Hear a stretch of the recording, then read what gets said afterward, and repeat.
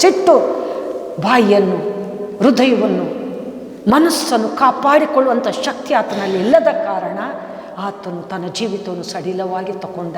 ನನ್ನಂತೆ ನನ್ನ ಜೊತೆ ಇರುವಂಥ ದೇವರು ಎಂಬುದಾಗಿ ಭಾವಿಸಿದ. ಕೆಲವು ಸಂದರ್ಭದಲ್ಲಿ ನಾವು ಆ ರೀತಿಯಲ್ಲಿ ಭಾವಿಸೋದು ಬೇಡ. ಈಗ ನಿಮ್ಮ ಜೊತೆ ನಾನಿದ್ದೇನೆ, ನಿಮಗೆ ಗೊತ್ತಿದೆ ಇವರು ಸಮರ್ಪಿಸಲ್ಪಟ್ಟಂಥ ಸ್ತ್ರೀ, ದೈವ ಸೇವಕರು, ಇವರ ಹಾಗೆ ನಾವುಗಳು ಎಂಬುದಾಗಿ ಅವ್ರ ಜೊತೆ ತಾಳ ಹಾಕೋದು ಬೇಡ. ಇವರನ್ನು ದೇವರು ಮೆಚ್ಚಿದ್ದಾರೆ, ಇವರನ್ನು ನಮಗಿಂತ ದೇವರು ಪ್ರೀತಿಸಿದ್ದಾರೆ. ಅವರ ಜೊತೆ ನಾವಿರುವಾಗ ಗಂಭೀರವಾಗಿ ಭಯಭಕ್ತಿಯಲ್ಲಿ ಒಂದು ಹೆಣ್ಣು ಎಂಬುದಾಗಿ ಅವರಿಗೆ ಗೌರವ ಕೊಡುತ್ತಾ, ದೇವರನ್ನು ಘನಪಡಿಸುತ್ತಾ, ಕ್ಷುಲ್ಲಕವಾದಂಥ ವಿಷಯಗಳನ್ನು ಅವರ ಜೊತೆ ಮಾತಾಡದೆ, ಅವರಿಗೆ ಎದುರುತ್ತರ ಕೊಡದೆ, ಅವರು ಮೆಚ್ಚುವ ರೀತಿಯಲ್ಲಿ ತಗ್ಗಿಕೊಂಡು ನಮ್ಮ ಜೀವಿತವನ್ನು, ಮನಸ್ಸುಗಳನ್ನು ಜಾಗರೂಕತೆಯಿಂದ ಕಾಪಾಡಿಕೊಂಡು ಸಾಗೋಣ ಎನ್ನುವಂಥ ಭಯಭಕ್ತಿಯ ವಾತಾವರಣ ನಮ್ಮಲ್ಲಿ ಇದ್ದದ್ದೇ ಆದರೆ, ನೀವು ಪರಿಪೂರ್ಣವಾಗಿ ದೇವರನ್ನು ಘನಪಡಿಸಿದ ಹಾಗೆ, ಈ ಮಗಳಿಗೆ ಗೌರವ ಕೊಡುವುದರ ಮೂಲಕ ಪರಿಪೂರ್ಣವಾಗಿ ನೀವು ದೇವರನ್ನು ಕಂಡ ಹಾಗೆ ಅದು ನಮ್ಮಲ್ಲಿದೆಯೋ? ಆ ಭಯಭಕ್ತಿಯ ವಾತಾವರಣ ನಮ್ಮಲ್ಲಿದೆಯೋ? ಇಲ್ಲ. ಇಲ್ಲಾದಾಗ ಏನಾಗುತ್ತೆ? ದೇವರು ಎಲ್ಲಿ ಕಾರ್ಯ ಮಾಡಬೇಕು ಅಲ್ಲಿ ಕಾರ್ಯ ಮಾಡ್ತಾರೆ, ಎಲ್ಲಿಡಬೇಕು ಅಲ್ಲಿ ಇಡ್ತಾರೆ. ಎಚ್ಚೆತ್ತುಕೊಳ್ಳೋಣ. ದೇವರಂದರೆ ಸಾಮಾನ್ಯ ಅಲ್ಲ. ಕೆಲವು ಸಂದರ್ಭದಲ್ಲಿ ಸ್ವಾಮಿ ಇದೇನು ಅನ್ನುವಾಗ, ನಿನ್ನ ಕಣ್ಣು ಗುಡ್ಡೆಯನ್ನು ತಾಕುವನು, ನನ್ನ ಕಣ್ಣು ಗುಡ್ಡೆ ತಾಕಿದ್ದು ನಿನ್ನದಲ್ಲ, ಆ ವಿಷಯದಲ್ಲಿ ನೀನು ಚಿಂತಿಸಬೇಡ, ನನ್ನ ಮಹಿಮೆಯನ್ನು ತೋರ್ಪಡಿಸ್ತೇನೆ ಎಂಬುದಾಗಿ ದೇವರು ಸದಾ ಹೇಳುತ್ತಾ ಬಂದಿದ್ದಾರೆ. ಹೇಗಿದ್ದೀವಿ ನಾವು? ಎಷ್ಟೋ ಸಂದರ್ಭದಲ್ಲಿ ದೇವರ ಸೇವಕರನ್ನು ಹಗುರ ಮಾಡ್ತಿದ್ದೇವೆ. ದೇವರ ಸೇವಕರು ಒಂದು ಬಿಸ್ನೆಸ್ ಮಾಡೋರು ಅನ್ನುವಂಥ ರೀತಿಯಲ್ಲಿ ನಮ್ಮ ಮೈಂಡಲ್ಲಿ, ಮನಸ್ಸಲ್ಲಿ ಕಾರ್ಯ ಸಾಧಿಸ್ತೀವಿ. ದೇವರಿಗೆ ಎಷ್ಟು ನೋವಾಗುತ್ತೇನೋ. ಅದಕ್ಕೆಲ್ಲ ಪ್ರತಿಫಲ ನೀವು ಉಣ್ಬೇಕು, ಅದಕ್ಕೆಲ್ಲ ನೀವು ಶಿಕ್ಷೆಯನ್ನು ಅನುಭವಿಸಬೇಕು. ಆ ರೀತಿಯ ಮಾತುಗಳು, ಮನಸ್ಸನ್ನು ಕಂಟ್ರೋಲ್ ಇಲ್ಲದೆ ಮಾತಾಡುವಂಥ ಸಂಗತಿಗಳು ಸಾಮಾನ್ಯ ಅಲ್ಲ. ನನಗೇನೋ ನೀವು ಮಾತಾಡಲ್ಲ, ಯಾಕಂದರೆ ನಾನು ಆ ವ್ಯವಹಾರದಲ್ಲೇ ಇಲ್ಲ. ದೇವರು ನಿಮಗಿಂತ ಹೆಚ್ಚಿನ ಜ್ಞಾನ ಕೊಟ್ಟು, ಬುದ್ಧಿ ಕೊಟ್ಟು ನನ್ನನ್ನು ಆ ವಿಷಯದಲ್ಲಿ ಸೇಫರಾಗಿ ನಡೆಸಿದ್ದಾರೆ. ಆದರೆ ಕೆಲವು ಸೇವಕರುಗಳು ಆ ವಿಷಯದಲ್ಲಿ ನಿಜವಾದಂಥ ಸೇವೆ ಮಾಡಿ ತಮ್ಮನ್ನು ಬರಿದು ಮಾಡಿಕೊಂಡು ಮುಂದೆ ಸಾಗ್ತಿದ್ದಾರೆ. ಕೆಲವರು ಇರ್ಬೋದು ಅದರಲ್ಲಿ. ನಮಗೆ ಆಗಬೇಕು, ಮುಯಿಗೆ ಮುಯಿ ತೀರಿಸುವವರು ಅವರು. ಆ ವಿಷಯದಲ್ಲಿ ಮಾತಾಡಲಿಕ್ಕೆ ನಮಗೆ ಯಾರಿಗೂ ಹಕ್ಕಿಲ್ಲ. ಮಾತಾಡಿದ್ದೇ ಭಯ ಇಲ್ಲದೆ ಮಾತಾಡಿದೆ ಆದರೆ ನಾವು ಅನುಭವಿಸಲಿಕ್ಕೆ ಮಾತಾಡೋದು ಹೊರತು ಇನ್ಯಾವುದಕ್ಕೂ ಅಲ್ಲ. ನಾನು ಕೆಲವರನ್ನು ನೋಡಿದೆ. ಕೆಲವರು ಸೇವಕರ ಬಗ್ಗೆ, ದುಡ್ಡಿನ ಬಗ್ಗೆ ಮಾತಾಡಿದರು. ಯಾಕೆ ಸ್ವಾಮಿ ಇದು ಮಾತಾಡಲಿಕ್ಕೆ ಅವಕಾಶ ಆಯಿತು ಎಂಬುದಾಗಿ ಅವರಿಗೆ ಭಯ ಇಲ್ಲ. ಹಂಗೆ ದುಡ್ಡಲ್ಲೇ ಕಷ್ಟಪಡೋದನ್ನು ನೋಡಿದೆ. ನಾವ್ಯಾರು ಸೇವಕರ ಬಗ್ಗೆ ಮಾತಾಡೋದು ಬೇಡ. ಅವರು ಒಳ್ಳೆಯದನ್ನು ಎದುರು ನೋಡೋಣ. ಅವ್ರು ಹತ್ತಕ್ಕೋಸ್ಕರ ಮಾಡ್ತಾರೆ, ಎದುರು ನೋಡೋಣ. ನಾನು ಸ್ಪೆಷಲಿ ನೋಡೋದು ಸತೀಶ್ ಕುಮಾರ್ ಅವರ ಬಗ್ಗೆ. ಯಾಕಂದರೆ ನನ್ನ ಕುಟುಂಬದವರೆಲ್ಲ ಅವರ ವಾಕ್ಯಗಳನ್ನು ಕೇಳಿ ರಕ್ಷಣೆಗೆ ಬಂದಿದ್ದಾರೆ. ನನಗೂ ಎಷ್ಟೋ ಜ್ಞಾನ ಕೊಟ್ಟಿದೆ. ಮಿಸ್ ಮಾಡದೆ ಪ್ರತಿದಿನ ನೋಡ್ತಾ ಇದ್ದೇನೆ. ಅವರ ಬಗ್ಗೆ ಎಷ್ಟೋ ಜನ ನನ್ನ ಹತ್ರನೇ ಮಾತಾಡಿದ್ದಾರೆ. ನನಗೆ ಬಹಳ ನೋವಾಗುತ್ತೆ. ಬೈದಿದ್ದೇನೆ, ಸೇವಕರ ಬಗ್ಗೆ ಮಾತಾಡಬೇಡ ಎಂಬುದಾಗಿ ಹೇಳಿದ್ದೀನಿ. ಇಲ್ಲ, ಅವರು ನಿಮ್ಮಂಗಲ್ಲ, ದುಡ್ಡು ಮಾಡಲಿಕ್ಕೆ 650 ಮಾಧ್ಯಮದೊಳಗೆ ವಿಚಿತ್ರವಾಗಿ ಸೇವೆ ಮಾಡ್ತಿದ್ದಾರೆ. ಅವರಿಗೆ ದುಡ್ಡು ಬೇಕು. ಆ ದುಡ್ಡು ಕೇಳಲಿಕ್ಕೂ ತನ್ನ ಹೈ ಪೋಸ್ಟಲ್ಲಿ ನಾನಾದರೆ ಹಿಂಜರಿತಿದ್ದೆ, ನಾಚಿಕೆ ಪಡ್ತಿದ್ದೆ, ಅಂಜುತ್ತಿದ್ದೆ. ಹೈ ಪೋಸ್ಟಲ್ಲೂ ಅಂಜದೆ ದೇವರಿಗೋಸ್ಕರ ದುಡ್ಡು ಕೇಳಲಿಕ್ಕೂ ನಾಚಿಕೆನೆಲ್ಲ ಬರಿದು ಮಾಡಿಕೊಂಡು ಮುಂದೆ ಸ್ಟೆಪ್ ಇಟ್ಟಿದ್ದಾರೆ. ಅಂಥ ಸೇವಕರ ಬಗ್ಗೆ ಮಾತಾಡೋದು ನಿಜವಾಗ್ಲೂ ನಾವು ನಮ್ಮ ಹಣಕಾಸಿನ ವಿಷಯದಲ್ಲಿ ಕೊರತೆ ತರೋದಕ್ಕೋಸ್ಕರ ಮಾತಾಡೋದು. ಅವರು ದಿನದಿಂದ ದಿನಕ್ಕೆ ಏಳಿಗೆ ಆಗ್ತಾರೆ. ಅವರ ಸೇವೆ ಕಂಟಿನ್ಯೂ ಆಗ್ತಿದೆ. ಎಲ್ಲಿ ತನಕಂದರೆ ನಾನು ಶೆಡ್ಡಲ್ಲಿ ಬದುಕ್ತಿದ್ದೇನೆ ಎಂಬುದಾಗಿ ಹೇಳಿದರು. ಈಗ ಏನೋ ಒಂದು ಫ್ಲಾಟ್ ತೊಗೊಂಡಿದ್ದಾರಂತೆ, ಏನೋ ದೇವರು ಕೊಟ್ಟಿರೋದು. ಆದರೆ ಅಂಥ ದೀನ ಸೇವಕರ ಬಗ್ಗೆ ಮಾತಾಡೋದು, ಮನಸ್ಸನ್ನು ಒಟ್ಟಾರೆ ತೆಗೆದುಕೊಂಡು ಹೋಗೋದು ನಮಗೆ ನಾವು ದುಡ್ಡಿನ ಕೊರತೆ ತರೋದಕ್ಕೋಸ್ಕರ, ಇನ್ಯಾವುದಕ್ಕೂ ಅಲ್ಲ. ದೈವ ಸಂಕಲ್ಪ ಅದು, ದೇವರ ನೇಮಕ. ಈ ವಿಷಯದಲ್ಲಿ ನಾವು ಯಾರೂ ಮಾತಾಡುವಂಗಿಲ್ಲ. ಎಷ್ಟೋ ಜನರು ದಿನಕರ ಬಗ್ಗೆ ಮಾತಾಡಿದರು. ಅವರು ಕಿಡ್ನಿ ಹೋದ್ರೂ ತನ್ನ ಸೇವೆಯನ್ನು ನನ್ನ ಮಕ್ಕಳು ಮಾಡಬೇಕು, ನನ್ನ ಕುಟುಂಬ ಮಾಡಬೇಕು ಎಂಬುದು ಈಗಲೂ ಎಲ್ಲ ರೀತಿಯಲ್ಲಿ ಮಾಡ್ತಾ ಇದ್ದಾರೆ. ಅಂಥ ಸೇವಕರುಗಳ ಬಗ್ಗೆ ಮಾತಾಡೋದಲ್ಲ, ಅವ್ರ ಬಗ್ಗೆ ಮಾತಾಡಲ್ಲ, ದೊಡ್ಡ ದೊಡ್ಡ ಸೇವೆ ಮಾಡೋರ ಬಗ್ಗೆ.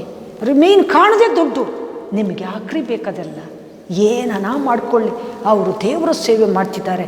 ಅವರ ಮಾತುಗಳಲ್ಲಿ, ಅವರ ದೇವರ ವಾಕ್ಯದಲ್ಲಿ ಎಷ್ಟು ತೂಕ ಇದೆ, ಎಷ್ಟು ಆಸಕ್ತಿ ಇದೆ, ಎಷ್ಟು ಪ್ರೀತಿ ಇದೆ, ರಕ್ಷಣೆಯ ದಾಹ ಹೆಂಗಿದೆ, ಜನರನ್ನು ನರಕದಿಂದ ತಪ್ಪಿಸಬೇಕೆನ್ನುವಂಥ ಆ ಒಂದು ವಾತ್ಸಲ್ಯ ಹೇಗಿದೆ, ಅದಕ್ಕೋಸ್ಕರ ಎಷ್ಟು ಕಷ್ಟಪಡ್ತಿದ್ದಾರೆ. ನಾನೇ ನನ್ನನ್ನು ಪ್ರಶ್ನಿಸ್ತೇನೆ. ಒಂದು ಪ್ರಸಂಗ ಮಾಡಬೇಕಿದ್ರೆ ತುಂಬ ಕಷ್ಟ ಇದೆ, ತುಂಬ ಟೈಮ್ ತಗೊಳ್ಬೇಕು, ಬೇರೆ ಕಿರಿಕಿರಿ ಮನಸ್ಸಲ್ಲಿ ಏನಿರಬಾರ್ದು, ಸಮಯವನ್ನು ಇದು ಮಾಡ್ಕೊಳ್ಬೇಕು. ಯಾರಾದರೂ ಶುಕ್ರವಾರ ಶನಿವಾರ ನನ್ನ ಜೊತೆ ಬಂದು ಮಾತಾಡಲಿಕ್ಕೆ ಕಾಲ ಕಳೀತಾರೆ ಅಂದರೆ ನನಗೆ ಪಕ್ಕ ಭಯ ಆಗುತ್ತೆ. ಯಾಕಂದರೆ ನಾನು ಇದಕ್ಕೆ ಟೈಮ್ ಕೊಡಲಿಕ್ಕಾಗಲ್ಲ, ಹಂಗಂತ ಅವರನ್ನು ಹೋಗಿ ಅಂತ ಹೇಳಲಿಕ್ಕೂ ಆಗಲ್ಲ, ನನ್ನ ಸತ್ಕಾರ ಅಲ್ಲ. ಎಲ್ಲವನ್ನು ನಾನು ಅಡ್ಜಸ್ಟ್ ಮಾಡಿಕೊಂಡು ಕೂತ್ಕೊಳ್ಳುವಾಗ ಅವರು ನಮಗಿಂತ ದೊಡ್ಡ ಸೇವೆ ಮಾಡಿ ಅವರೆಷ್ಟು ಕಷ್ಟಪಡಬೇಕು. ಅಂಥವರ ಬಗ್ಗೆ ಸಿಲ್ಲಿಯಾಗಿ ನಾವು ಮಾತಾಡೋದಂದರೆ ನಮಗೆ ಭಯ ಇಲ್ಲ ಎಂಬುದಾಗಿ ಅರ್ಥ. ಈ ವಿಷಯದಲ್ಲಿ ಜಾಗರೂಕತರಾಗಿ ನಮ್ಮನ್ನು ನಾವು ಕಾಪಾಡಿಕೊಳ್ಳುತ್ತಿದ್ದೆವು. ಪೇತ್ರ ಮಾತಾಡಿದ, ದೇವರ ಮೇಲೆ ತುಂಬ ಪ್ರೀತಿ ಇತ್ತು, ಆವೇಶದಿಂದ ನಿದ್ದೆ ಮಾಡಿದ, ಅಲಕ್ಷ್ಯ ಮಾಡಿದ, ಪ್ರಾರ್ಥನೆ ಮಾಡಿ ಎಲ್ಲವನ್ನು ಮಾಡಿರೋನು. ಮತ್ತೆ ದೇವರು ನಿನಗೆ ನನ್ನ ಮೇಲೆ ಪ್ರೀತಿ ಇದೆ, ನಿನ್ನನ್ನು ಹಂಗೆ ಬಿಡಬಾರ್ದು ಎಂಬುದಾಗಿ ವಿಚಿತ್ರವಾದಂಥ ವರ ಫಲಗಳನ್ನು ಕೊಂಡು ಅವನನ್ನು ಅಲಂಕರಿಸುವಾಗ ನಿಜವಾಗಲೂ ಅವನ ಪ್ರಸಂಗಗಳಲ್ಲಿ ಸಾವಿರಗಟ್ಟಲೆ ಜನರು ದೇವರ ಕಡೆ ತಿರುಗುತ್ತಿದ್ದರು. ಅಂಥ ಸೇವಕನಾಗಿ ಮಾರ್ಪಟ್ಟ. ಆಗಿನ ಕಾಲದಲ್ಲಿ ದೊಡ್ಡ ತ್ಯಾಗ ಜೀವಿತ ಇತ್ತು. ಈಗಿನ ಕಾಲದಲ್ಲಿ ತ್ಯಾಗ ಜೀವಿತ ಮಾಡಬೇಕಂದ್ರೆ ಬಹಳ ಕಷ್ಟ, ಅಲ್ಪ ಸ್ವಲ್ಪ ಜನರು. ಆಗಿನ ಕಾಲದಲ್ಲಿ ತ್ಯಾಗಿಗಳಿಗೆ ಬಹಳ ಆಸಕ್ತಿ ತೋರ್ತಿದ್ರು. ಮನೆ ಮಠ ಅಥವಾ ಆಸ್ತಿ ಪಾಸ್ತಿ ಮಾರಿ ಆದ್ರೂ ದೇವರ ಸೇವೆಗೆ ಮುಡುಪಾಗಿಡಬೇಕನ್ನುವಂಥ ಆಸಕ್ತಿ ತೋರಿಸ್ತಿದ್ರು. ಈಗಿನ ಕಾಲದಲ್ಲಿ 10 ಮಕ್ಕಳಿದ್ರು, 2 ಮಕ್ಕಳಿದ್ರು, 3 ಮಕ್ಕಳಿದ್ರು ಸೇವೆಗೆ ಸಮರ್ಪಣೆ ಮಾಡುವ ಒಂದು ಬುದ್ಧಿಯೇ ಇಲ್ಲ. ಯಾಕೆ? ಕಂಪ್ಯೂಟ್ರ್ ಯುಗ, ಎಲ್ಲ ರೀತಿಯ ಸುಖಗಳು ಜಾಸ್ತಿ ಆಗಿದೆ. ಮಕ್ಕಳಿಗೆ ಕಷ್ಟದ್ದು ಗೊತ್ತೇ ಇಲ್ಲ. ಕಷ್ಟದ್ದು ಇಲ್ಲಿ 90% ಪೇರೆಂಟ್ಸ್ ಕಷ್ಟದ್ದು ಅರಿವಾಗಲಿ ಅಂತ ಕಳಿಸ್ತಾ ಇದ್ದಾರೆ. 10% ಪೇರೆಂಟ್ಸ್ ದೇವರನ್ನು ಅರಿತವರು ಅಥವಾ ಮಕ್ಕಳನ್ನು ಸುಖವಾಗಿ ಪ್ರೀತಿಯಿಂದ ಬೆಳೆಸಿದವರು ಇಲ್ಲಿ ಕಳಿಸ್ಲಿಕ್ಕೆ ಹಿಂದೆ ಮುಂದೆ ನೋಡ್ತಾರೆ. ಯಾಕೆ? ಶ್ರಮೆ, ಕಷ್ಟ, ಹೋಮ್ವರ್ಕ್ ಜಾಸ್ತಿ, ಭಯಭಕ್ತಿ ಜಾಸ್ತಿ, ನೀತಿ ಜಾಸ್ತಿ, ತಪ್ಪು ಮಾಡುವಂಗಿಲ್ಲ, ಇವೆಲ್ಲ ಅವರ ಕಣ್ಮುಂದೆ ಕಾಣುವಾಗ ಎಷ್ಟು 90% ಜನರು ಅನ್ಯರಾದ್ರೂ ಇದು ನಮ್ಮ ಮಕ್ಕಳಿಗೆ ಬೇಕು.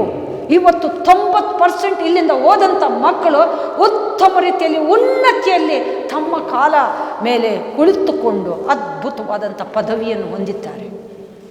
ಅದು ನಿಜವಾದಂಥ ಅವರ ಶ್ರಮೆಯ ಲಕ್ಷಣ. ಕಷ್ಟಪಟ್ಟು 3 ಗಂಟೆಗೆ ಎದ್ದು ಓದಿದವರಿದ್ದಾರೆ. ಥ್ರೋಬಾಲ್ ಆಡಿ, ವಾಲಿಬಾಲ್ ಆಡಿ ನಿದ್ದೆಯನ್ನು ದೂರ ಮಾಡಿಕೊಂಡು ಮೈ ಮೇಲೆ ತಣ್ಣೀರು ಹಾಕಿಕೊಂಡು 3 ಗಂಟೆಗೆ ಎದ್ದು ಓದಿದವರು ಇದ್ದಾರೆ.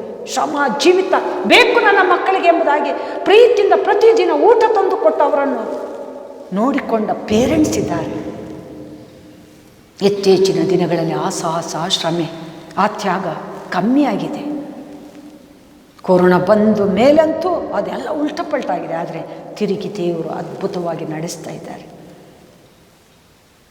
ಹೀಗೆ ನಮ್ಮ ಓಟವನ್ನು ಕಡೆಗಾಣಿಸಿ ನಿತ್ಯ ನಿಮಿತ್ತ ಬಿರುದನ್ನು ಹೊಂದಿದುಕೊಳ್ಳೋದಕ್ಕೋಸ್ಕರ ಶ್ರಮೆ, ಕಷ್ಟ, ಹೋರಾಟ, ನಿಂದೆ, ಅಪಮಾನ, ಶಿಲ್ಪೆ ಹೊರುವಂಥ ಸಂಗತಿಗಳನ್ನು ನಾವು ಜಾಗರೂಕತೆಯಿಂದ ಕಾಪಾಡಿಕೊಳ್ಳಬೇಕು. ಇದು ಪೌಲ ನಮಗೆ 2 ತಿಮೋತಿ 4:7 ಹೇಳಿದಂಥ ಮಾತು. ಆತನು ಅದಕ್ಕೆ ಮಾದರಿಯಾಗಿದ್ದ, ನಾವು ಮಾದರಿಯಾಗಿದ್ದೆವು.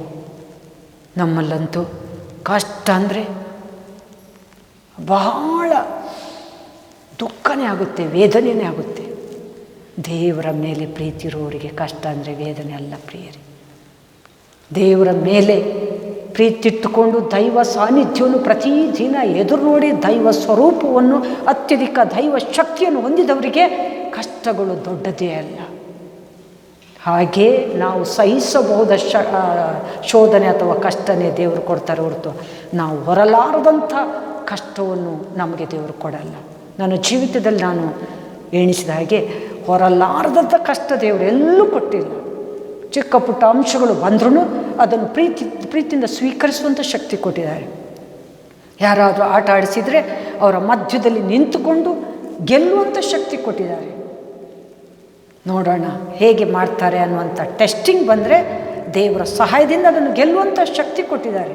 ಹಾಗಿರುವಾಗ ಕರ್ತನ ಅತ್ಯಧಿಕ ಶಕ್ತಿ, ಕರ್ತನ ದಿವ್ಯ ಸ್ವರೂಪ, ಮಹಿಮೆಯ ಕಾರ್ಯಗಳು ನಾವು ಎದುರು ನೋಡ್ತಾ ಇದ್ದರೆ ನಾವು ಎಲ್ಲವನ್ನು ಕಾಪಾಡಿಕೊಂಡಾಗೆ, ತಂಪಾದ ತೋಟಕ್ಕೆ ಸಮಾನವಾಗಿದ್ದಾಗೆ, ಜೀವದ ಬುಗ್ಗೆಯಾಗಿ ಕಳಕಳೆಯಿಂದ ಹಸನ್ಮುಖದಿಂದ ರಕ್ಷಣಾ ಅನುಭವದ ಆನಂದವನ್ನು ಪ್ರತಿದಿನ ಹೊಂದಿದಾಗೆ ಇದು ನಮ್ಮಲ್ಲಿದೆಯೋ, ಇದನ್ನು ನಾವು ಕಾಪಾಡಿಕೊಳ್ತಿದ್ದೇವೋ ಒಂದು ನಿಮಿಷ ಯೋಚಿಸೋಣ.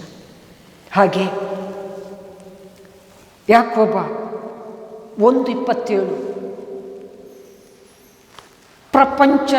ಪ್ರಪಂಚದ ದೋಷವನ್ನು ಹತ್ತಿಕೊಳ್ಳದ ಹಾಗೆ ಅದನ್ನು ಕಾಪಾಡಿಕೊಳ್ಳ್ರಿ. ಪ್ರಪಂಚದ ದೋಷ ಅಂದರೆ ಏನು? ಲೌಕಿಕ ವಿಷಯಗಳು. ಪ್ರಪಂಚ ಅರ್ಧ ಬಟ್ಟೆಯಲ್ಲಿ ಇವತ್ತು ಕುಣಿತಾ ಇದೆ, ಪ್ರಪಂಚ ರೀತಿಯಲ್ಲಿ ತೇಲಾಡ್ತಾ ಇದೆ. ಒಬ್ಬರನ್ನು ಬೀಳಿಸಿ ಆದ್ರೂ ದೋಚಿ ಆದ್ರೂ ನಾನು ಸಮೃದ್ಧಿ ಆಗಬೇಕನ್ನುವಂಥ ರೀತಿಯಲ್ಲಿ ಕುಣಿತಾ ಇದೆ. ವೃದ್ಧರನ್ನು ಮೂಲೆ ಗುಂಪು ಮಾಡಿದೆ, ಕೆಟ್ಟದನ್ನು ಭಯ ಇಲ್ಲದೆ ಮಾಡ್ತಾ ಇದೆ. ಧೈರ್ಯವಾಗಿ ಸುಳ್ಳು ಹೇಳಲಿಕ್ಕೆ, ಸುಳ್ಳು ಸಾಕ್ಷಿ ಹೇಳಲಿಕ್ಕೆ ಹಿಂದೇಟು ಹಾಕಲ್ಲ. ಮೂಕ ಪ್ರಾಣಿಗಳಿಗೆ, ಮಕ್ಕಳ ಮೇಲೆ ಒಟ್ಟಾರೆ ದೇವರು ನೋಡುತ್ತಿದ್ದಾರೆ ಅನ್ನುವಂಥ ಭಯನೇ ಇಲ್ಲ. ಆ ರೀತಿಯಲ್ಲಿ ಲೋಕ ಪ್ರಪಂಚ ಕೆಟ್ಟು ಹೋಗುತ್ತಿದೆ. ಅದರಲ್ಲಿ ಭಯಭಕ್ತಿ ಉಳ್ಳಂಥ ನಾವುಗಳು ಏನಾದರೂ ಅಲ್ಪ ಸ್ವಲ್ಪ ಪಾಲು ತೆಗೆದುಕೊಂಡ್ರೂ ಲೋಕದ ದೋಷವನ್ನು ನಮ್ಮೊಳಗೆ ನಾವು ಸೇರಿಸಿಕೊಂಡ ಹಾಗೆ. ಆ ವಿಷಯದಲ್ಲಿ ನಾವು ಎಲ್ಲಿದ್ದೇವೆ? ಯಾಕೋಬ 1:27 ಹೇಳುತ್ತಿದೆ, ಪ್ರಪಂಚದ ದೋಷವನ್ನು ನಿನ್ನ ಮೇಲೆ ಹಾಕಿಕೊಳ್ಳದ ಹಾಗೆ ಅದನ್ನು ಕಾಪಾಡಿಕೋ. ಹುಚ್ಚು ಮಾತಿನಂತೆ ಇವತ್ತು ಲೋಕ ಸಾಗುತ್ತಿದೆ, ಹರಟೆ ಮಳ್ರಂಗೆ ಸಾಗ್ತಿದೆ. ಪ್ರಾರ್ಥನೆ ಇಲ್ಲ, ದೈವ ಶಕ್ತಿಯನ್ನು ಆಶ್ರಯಿಸಿಕೊಂಡು ಜೀವಿಸುವಂಥ ಒಂದು ಭಯ ಇಲ್ಲ. ಇವೆಲ್ಲವನ್ನು ನೋಡುವಾಗ ಲೋಕ ದೋಷವನ್ನು ಅಂಟಿಸಿಕೊಳ್ಳುತ್ತಾ ಇದೆ. ನಮಗಾದರೂ ಅವೆಲ್ಲವನ್ನು ನೋಡುವಾಗ ಭಯ ಆಗುತ್ತಿದೆ. ಪತ್ರ ಬರುವಾಗ ಛೀ ಎಂಬುದಾಗಿ ತಪ್ಪಿಸಿಕೊಳ್ಳುವ ಪ್ರಯತ್ನ ಮಾಡ್ತಿದ್ದೇವೆ. ಯಾರಾದರೂ ಉಪಾಯ ಮಾಡಿ ಪಾಪಕ್ಕೆ ಬೀಳಿಸಬೇಕೆಂಬುದಾಗಿ ಕುಣಿದ್ರೆ ದಿಟ್ಟತನದಿಂದ ಗಂಭೀರವಾಗಿ ನೋಡಿ ದೈವ ಪ್ರಸನ್ನತೆಯಿಂದ ಅವರನ್ನು ಬಡಿದೋಡಿಸುವ ಶಕ್ತಿಯನ್ನು ಹೊಂದಿದ್ದೇವೆ. ಪ್ರಪಂಚದ ದೋಷ ಹತ್ತಿಸಿಕೊಳ್ಳುವಂಥ ಭಕ್ತರು ನಾವಲ್ಲ. ಹಂಗಿರುವಾಗ ಕಾಪಾಡಿಕೊಳ್ಳುವುದರಲ್ಲಿ ಯಾಕೋಬ 1:27 ಹೇಳಿದೆ, ಪ್ರಪಂಚದ ದೋಷವನ್ನು ಹತ್ತಿಸಿಕೊಳ್ಳದ ಹಾಗೆ ನಿಮ್ಮನ್ನು ನೀವು ಕಾಪಾಡಿಕೊಳ್ಳ್ರಿ. ನಮ್ಮಲ್ಲಿದೆಯೋ ಇಂಥ ಸಂಗತಿಗಳು? ಒಂದು ನಿಮಿಷ ಯೋಚಿಸೋಣ. ಹಾಗೆ ದೇವರ ಪ್ರೀತಿಯನ್ನು ಯೂದ 21ನೇ ವಚನ, ಯೂದ ಅನ್ನುವಂಥ ಒಂದು ಪತ್ರಿಕೆಯಲ್ಲಿ ಬರೀ ವಚನಗಳು, ಅಧ್ಯಾಯ ಇಲ್ಲ. ಯೂದ 21ನೇ ವಚನದಲ್ಲಿ ದೇವರು ಹೇಳಿರುವಂಥ ಮಾತು,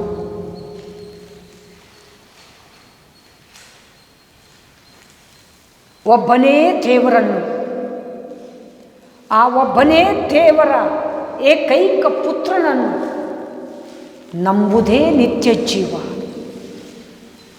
ಇವತ್ತು ನಮ್ಮನ್ನುಂಟು ಮಾಡಿದ ದೇವರು ಆ ಪರಮಾತ್ಮನೇ, ಸೃಷ್ಟಿಕರ್ತನೆ. ಅವರ ಏಕೈಕ ಪುತ್ರ ನಮ್ಮ ರಕ್ಷಕನಾದಂಥ ಕ್ರಿಸ್ತ ಯೇಸು. ಯಾಕೆ ನಮ್ಮ ರಕ್ಷಕ ಎಂಬುದಾಗಿ ಕ್ರಿಸ್ತ ಯೇಸುವನ್ನು ನಾವು ಹೇಳ್ತೇವೆ? ಅವರೇ ನಮ್ಮ ಪಾಪ ದ್ರೋಹಗಳ ನಿಮಿತ್ತ ಅವರ ಅಮೂಲ್ಯ ರಕ್ತವನ್ನು ಸುರಿಸಿ ನಮ್ಮನ್ನು ಪಾವನ ಮಾಡಿ ತಂದೆಯ ಪರಮಾತ್ಮನ ಸಮಕ್ಷಮದಲ್ಲಿ ನಿಲ್ಲಿಸಿದವರು. ಇಂದು ನಾವು ಆರಾಧಿಸ್ತಿದ್ದೇವೆ, ದೇವಾಲಯ ಸೇರಿದ್ದೇವೆ, ದೇವರ ಆಳವಾದ ಪರಲೋಕದ ಸತ್ಯವನ್ನು ತಿಳ್ಕೊಂಡು ಜೀವವುಳ್ಳ ದೇವರನ್ನು ಆತ್ಮದಲ್ಲಿ ಆರಾಧಿಸ್ತಿದ್ದೇವೆ ಅಂದರೆ ದೇವರನ್ನು ಪ್ರೀತಿಸುವುದರಿಂದ. ದೇವರು ಕೃಪೆಯಿಂದ ನಮಗೆ ಸತ್ಯವನ್ನು ತಿಳಿಸಿದ್ರಿಂದ, ದೇವರ ಕೃಪೆ, ಕರುಣೆ, ದಯೆಗೆ ನಾವು ಪಾತ್ರರಾಗಿದ್ದೇವೆ ಅಂದರೆ ಎಂದು ದೇವರನ್ನು ನಾವು ಅಧಿಕವಾಗಿ ಪ್ರೀತಿಸಲೇಬೇಕು. ಪ್ರಕಟಣೆ ಯೂದ 21ನೇ ವಚನದಲ್ಲಿ ದೇವರ ಪ್ರೀತಿಯನ್ನು ನಿಮ್ಮೊಳಗೆ ಕಾಪಾಡಿಕೊಳ್ಳ್ರಿ. ದೇವರ ಪ್ರೀತಿ ಏನು? ನಮಗೆ ನಿತ್ಯವಾದಂಥ ಜೀವಿತವನ್ನು ಪರಲೋಕದಲ್ಲಿ ಕೊಟ್ಟು ದೇವರ ಜೊತೆನೇ ಮುಖಾಮುಖಿಯಾಗಿ ಅವರನ್ನು ನೋಡಿ ಆರಾಧಿಸೋದಕ್ಕೋಸ್ಕರ ತನ್ನ ಜೀವವನ್ನೇ ತ್ಯಾಗ ಮಾಡಿದರು. ನಮ್ಮ ಪಾಪ ದ್ರೋಹಗಳ ನಿಮಿತ್ತ ಯೇಸ್ವಾಮಿ ಮನುಷ್ಯ ರೂಪ ತಾಳಿ ತನ್ನನ್ನೇ ಯಜ್ಞದ ಅರ್ಪಣೆ ಮಾಡೋದ್ರ ಮೂಲಕ ನಮ್ಮನ್ನು